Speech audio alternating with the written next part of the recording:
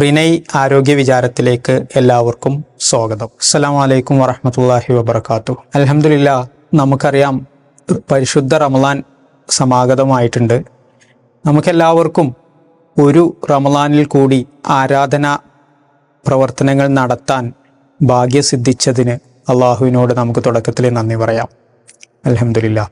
നമുക്കെല്ലാവർക്കും അറിയാവുന്ന പോലെ നോമ്പ് കാലം എന്ന് പറഞ്ഞാൽ വ്രതാനുഷ്ഠാനത്തിൻ്റെ അല്ലെങ്കിൽ റമളാൻ മാസം എന്ന് പറഞ്ഞാൽ വ്രതാനുഷ്ഠാനത്തിൻ്റെ മാസമാണ്. അതുകൊണ്ട് തന്നെ പലപ്പോഴും ആരോഗ്യപരമായിട്ടുള്ള പല സംശയങ്ങളും ആളുകളുടെ മുന്നിലുണ്ടാവും. അത് ചിലപ്പോൾ രോഗം കാരണമാവാം. ഇനി രോഗമൊന്നുമില്ലാതെ പൂർണ്ണ ആരോഗ്യത്തോടു കൂടി മുന്നോട്ട് പോകുന്ന ആളുകൾക്ക് വരെ ചിലപ്പോൾ സംശയങ്ങൾ ഉണ്ടാവാം. ഇന്നത് ചെയ്യാൻ പാടുണ്ടോ, ഇന്നത് ചെയ്യാൻ പാടില്ലേ, ഇന്ന ഭക്ഷണം കഴിക്കാൻ പാടുണ്ടോ, ഇന്ന ഭക്ഷണം കൂടുതൽ കഴിച്ചാൽ പ്രശ്നമാവോ. അപ്പോൾ ഈ കാര്യങ്ങൾ, അതുപോലെ തന്നെ വ്യായാമം ചെയ്യാൻ പാടുണ്ടോ, വ്യായാമം ചെയ്യാൻ പാടില്ലേ, ഇങ്ങനെ തുടങ്ങി പല പല പല സംശയങ്ങളും. നോമ്പ് തുറക്കുന്ന സമയത്ത് നാരങ്ങ വെള്ളം കുടിക്കാൻ പറ്റുമോ, അല്ലെങ്കിൽ മറ്റ് ജ്യൂസ് കുടിക്കാൻ പറ്റുമോ, ഇങ്ങനെ പല പല സംശയങ്ങളും നമ്മുടെ എല്ലാവരുടെയും മനസ്സിലുണ്ടാവും. അതിന് കാരണം പല തെറ്റിദ്ധാരണകളും നമ്മുടെ നാട്ടിലുള്ളത് കൊണ്ടാണ്. അപ്പോൾ ഈ ഒരു മാസം നീണ്ടു നിൽക്കുന്ന ഈ റമളാൻ മാസത്തിൽ ഓരോ ദിവസവും ഓരോ ആരോഗ്യ പ്രശ്നങ്ങളെക്കുറിച്ച്, റമളാൻ മാസവും നോമ്പ് വ്രതാനുഷ്ഠാനവും അതുമായി ബന്ധപ്പെട്ടിട്ടുള്ള ഓരോ രോഗാവസ്ഥയിൽ അതിന് ശ്രദ്ധിക്കേണ്ട കാര്യങ്ങളെക്കുറിച്ചിട്ടും ആളുകളെ ബോധവാന്മാരാക്കാൻ വേണ്ടിയിട്ടാണ് നമ്മൾ ഈ റിനൈ TV-യിൽ ഈ ഒരു സെഷൻ കൈകാര്യം ചെയ്യാൻ വേണ്ടി തീരുമാനിച്ചിട്ടുള്ളത്. പല ഡോക്ടർമാരും, പല വിഭാഗങ്ങളിൽ വിദഗ്ധരായിട്ടുള്ള പല ഡോക്ടർമാരും ഓരോ ദിവസവും നമ്മളോട് ഈ കാര്യങ്ങളെക്കുറിച്ചിട്ട് വ്യക്തമാക്കി തരും.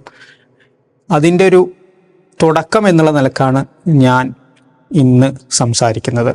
അപ്പോൾ ഒരു നോമ്പിൽ ശ്രദ്ധിക്കേണ്ട ഒരു 5-6 കാര്യങ്ങൾ. 1, ഒരിക്കലും അത്താഴം മിസ്സാക്കരുത്. അത്താഴമാണ് നമ്മുടെ ഒരു ദിവസത്തെ മുഴുവൻ ഊർജം തരുന്ന ഭക്ഷണം. അതുകൊണ്ട് തന്നെ അത്താഴം ഒരിക്കലും ഒഴിവാക്കരുത്.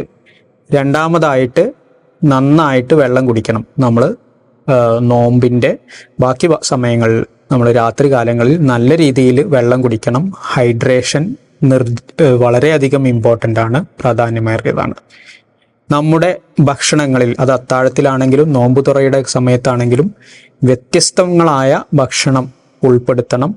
അതിൽ ഫലവർഗ്ഗങ്ങൾ ഉണ്ടാവണം, ധാന്യവർഗ്ഗങ്ങൾ ഉണ്ടാവണം, പ്രോട്ടീൻ ആയിട്ടുള്ള ഇതുണ്ടാവണം. ഇങ്ങനെയുള്ള എല്ലാം ഒരു കൃത്യമായിട്ടുള്ള ലെവലിൽ ഉൾപ്പെടുത്തിക്കൊണ്ടായിരിക്കണം നമ്മുടെ ഭക്ഷണം.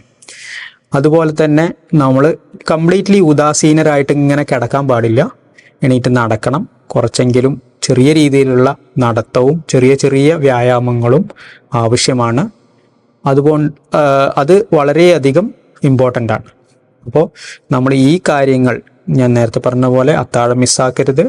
വെള്ളം കുടിക്കുന്നത് വളരെ കൃത്യമായിട്ട്, ഇപ്പോൾ നമ്മളൊരു ദിവസം ഒരു 1 ലിറ്റർ 1.5 ലിറ്റർ വെള്ളം കുടിക്കുന്ന ഒരാളാണെങ്കിൽ അത്ര തന്നെ വെള്ളം നമ്മൾ രാത്രി സമയം കൊണ്ട് കുടിച്ചിരിക്കണം. അതൊരിക്കലും ഒറ്റയടിക്ക് കുടിക്കാനല്ല പറയുന്നത്, ഇടയ്ക്കിടയ്ക്കായിട്ട് വെള്ളം കുടിക്കണം. രാത്രി കാലത്ത് ഒരിക്കലും ഡീഹൈഡ്രേഷൻ, നിർജ്ജലീകരണം ഉണ്ടാവാൻ പാടില്ല. നോമ്പ് തുറക്കുന്ന സമയത്തും അത്താഴത്തിൻ്റെ സമയത്തും കൃത്യമായിട്ട് എല്ലാ പോഷകാഹാരങ്ങളും ഉൾപ്പെടുത്തിയിട്ടുള്ള ഒരു ഭക്ഷണക്രമം നമ്മൾ മുന്നോട്ട് കൊണ്ടുപോകണം.